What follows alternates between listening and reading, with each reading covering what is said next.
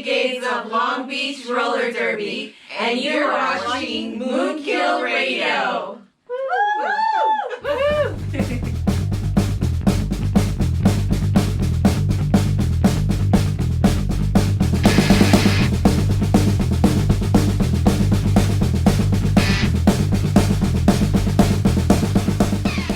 That's right. Come up to the lab and see what's on the slab.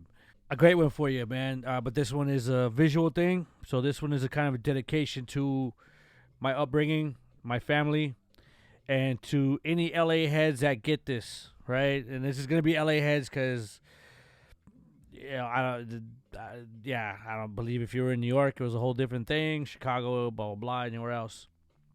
But another, what's on the slab? We're going with another classic record, and I believe this is the best one to, in my opinion. But this is his best.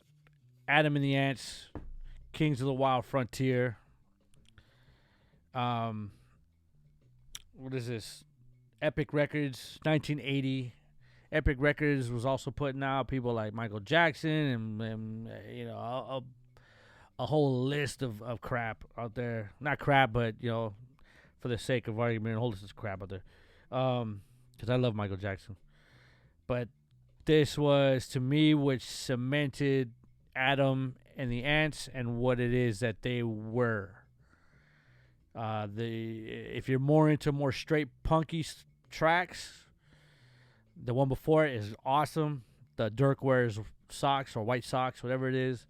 You got Car Trouble and Xerox and what else is a Kick and stuff like that. But it's more punkier, I mean. This is where to me they cemented that whole Adam and the Ant tribal drums with the weird kind of that guitar effect they had on them is a lot of their music. This to me is what said, okay, Adam and Ant's here, and this is what we are. This is what we sound like. Because if you're looking like the first EP, he didn't really look like this. It was just him, with the fist up, and we have it back there somewhere. But like I said, visually, yes, for any LA heads that get it, this is. When's the last time you've seen this sticker or seen this in the same context with Adam and the Ants, right? 105.5 KNAC, KNAC used to play Adam and the Ants before. For a lot of heads in LA that were in the 80s, KNAC was a huge metal station. That was the metal station. And people still look and say, oh, KNAC, and metal, and, they played everything, they played, in the mid 80s when they started, or whatever, the earlier 80s when they started. You'd hear the Metallicas and Cinderellas and AC/DCs, and they'd play Deep Purple and, good, all the good stuff. And then, of course, the hair metal at the time, that was big. But before that, like K-Rock, they were basically a K-Rock kind of station. It was K-Rock, I think, right? Or something like that. Or we used to be KNAC, and then or I forgot what the story was. But, yeah, so, again, it's his original record, as you can see, because no one has seen this kind of fucking sticker for about 40 years, man. All right? It's been a while. But, again, Kings of the Wild Frontier, the man himself with the band. All right? Get your track list. We don't have the if there was any inserts, it's probably long gone or made it to taped to the wall or some whatever. But your basic epic record. But that's not what you're here for, man. You're here for the track list, and the track list alone. You start your record off with Doggy Dog, which. Yeah, what more do you want, man? Doggy Dog is just ridiculous, And then Ant Music, to me, which was what really put him on the map and gave him a huge audience. But that also, again, to me, cemented that sound. The tribal drums, like Bow Wow Wow. And if I remember, some of the members were in Bow Wow Wow, or even he was, I think, at one point. They were in Bow Wow Wow at one point and then left and did his own thing. That's the Bow Wow Wow, I Want Candy, that band. I love that band too.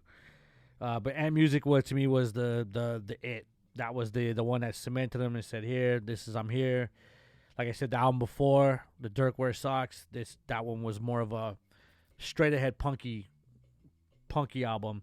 This went less punky like that, but you still got that punk vibe to it. Of course, it was all punk back then. There was no lot of this subgenre names, There was new wave, but according to what's his name, nobody wanted to say new wave because they'd kick you out of the party and they wouldn't give you Coke anymore, right? Love that guy. So Los Rancheros, Feed Me to the Lions, Press Darlings. You gotta have your favorites on here, right? And Ants Invasion, Killer in the Home. That's your A side, man. Then you start the B side, the side 2, with the title track, Kings of the Wild Frontier, the Magnificent Five, Don't Be Square, Be There, and then you end it with Jolly Roger, and Physical, and the Human Beings, man. That, and people, and I've heard arguments, of course, and it's again, this is why this is being done too, as well. As for those watching that don't know these albums, this is what, trying to get around to you what it is. Some of these classic records. To me, this is his best one. My opinion. This is my opinion. Because I know people that think Stand Deliver's great. Prince Charming was great. Nobody really goes past that. And the Viva La Rock crap and all that shit. Sorry, Adam. Just weren't into that stuff. But this one, to me, was for that sound, this was his best one. And I still go back and forth between this and Dirk because I love that old punk sound. But this was also, like I said, not just a shout out or just a review on this great record, but yes, a shout out to the family and the KNAC sticker that is still on here. You can't find these, man. All right? So any LA heads watching, this should give you some flashbacks right there. So if you don't know Adam and the Ants, again, he's been touring lately, so his name's been coming up. This is a good place to start for me. To me, this would be the best place to start. I would give anyone this record first before any other record, and say, here, start here. This is the best Adam Ant to me. This is where you start, but they're all good. I mean, I love Prince Charming, and and like I said, Dirk, and all those just as much. I just think this one just kind of overshadows those other ones, though. But again, that's what it's here for. That's what the comment section's for. All right, so leave your comments, do what you got to do. Again, check out our info, subscribe to our channel, subscribe to our Patreon. We could bring you more stuff like this. Again, check out the New Music Mondays. Check out our live band sessions, our interviews, and our radio show that gets played on KLBP. Yeah, that's it for this edition of What's on the Slab. All right, till next one.